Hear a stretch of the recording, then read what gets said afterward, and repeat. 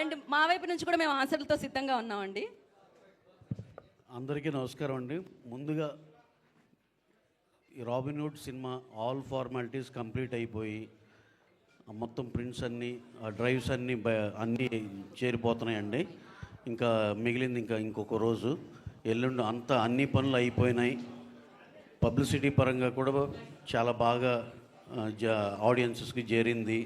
అంతా మా సైడ్ నుంచి వర్క్ అంతా కంప్లీట్ అయింది అన్నాక ఇప్పుడు ఒక్కసారి మా పత్రికా మిత్రులను అందరినీ ఒకసారి కలుద్దామని, అది intention of the press meet.